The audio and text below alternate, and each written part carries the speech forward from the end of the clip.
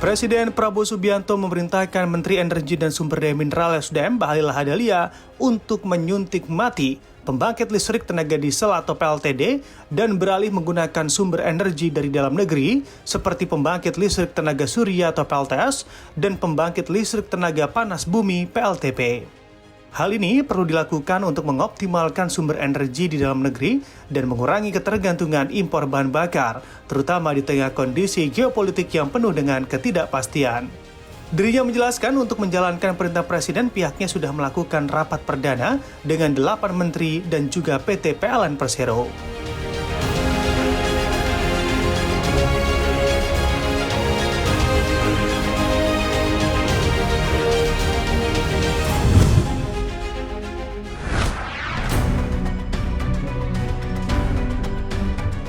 Pemerintah terus mempercepat proyek pengolahan sampah menjadi energi listrik atau PSEL atau Waste to Energy untuk mengatasi persoalan sampah.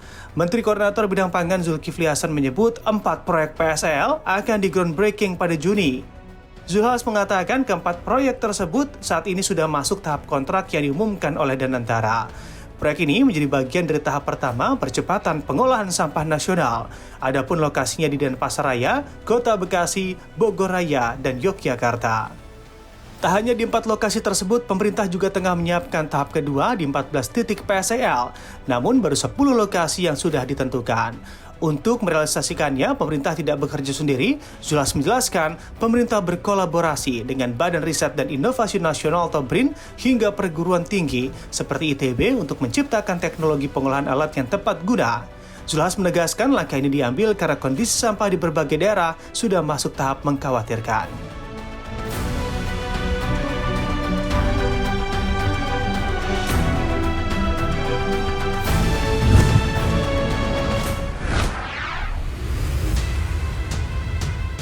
Menteri Keuangan Purbaya Yudisadewa menyatakan siap untuk memperlebar batas maksimal defisit APBN di atas 3% dari produk domestik bruto atau PDB bila diperintah langsung oleh Presiden Prabowo Subianto. Batas 3% dari PDB atau PDB itu sendiri merupakan batas maksimal defisit yang termuat dalam bagian penjelasan pasal 12 ayat 3 Undang-Undang Nomor 17 Tahun 2003 tentang Keuangan Negara. Meski demikian, Purbaya mengakui keputusan itu memang harus mempertimbangkan sentimen investor nantinya, apalagi sampai mempengaruhi penilaian lembaga pemeringkat internasional terkait rating kredit atau utang Indonesia.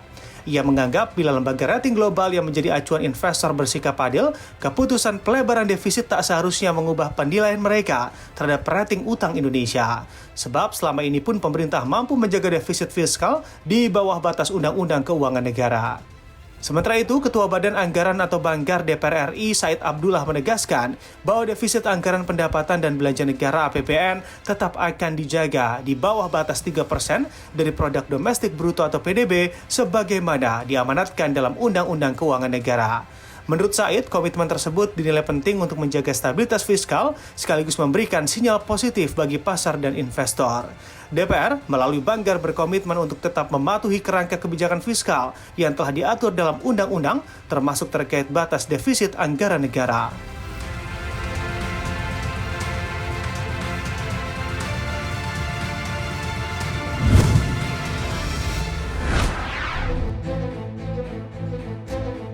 Pemerintahan Donald Trump mengumumkan penyelidikan perdagangan baru terhadap China, Meksiko, Uni Eropa, dan sejumlah negara lainnya, termasuk Indonesia.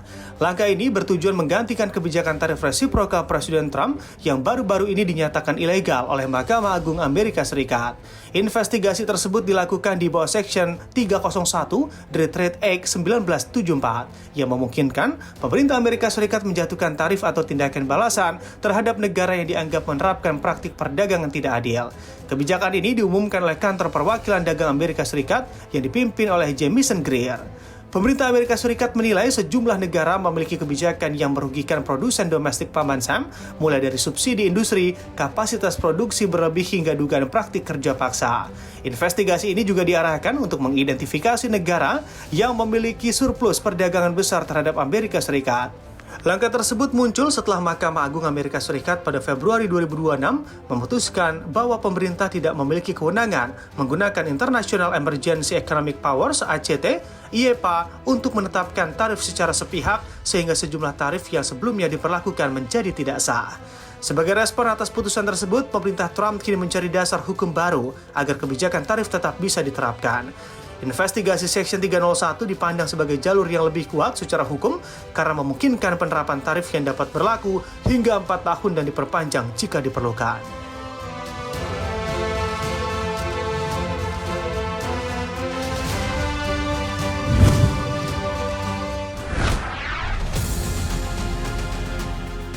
Pemerintah Amerika Serikat mengambil langkah tak biasa di tengah gejolak pasar energi global akibat perang dengan Iran.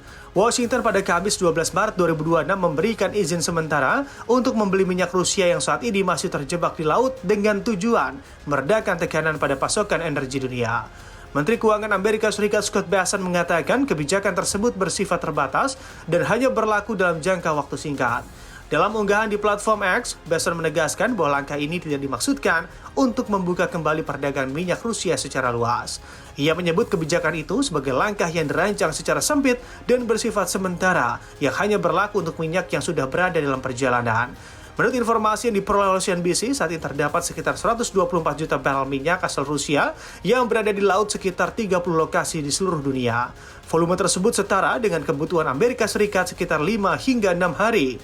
Langkah Washington untuk sementara mengizinkan pembelian minyak itu diharapkan dapat membantu meredakan volatilitas pasar energi yang meningkat sejak pecahnya perang dengan Iran.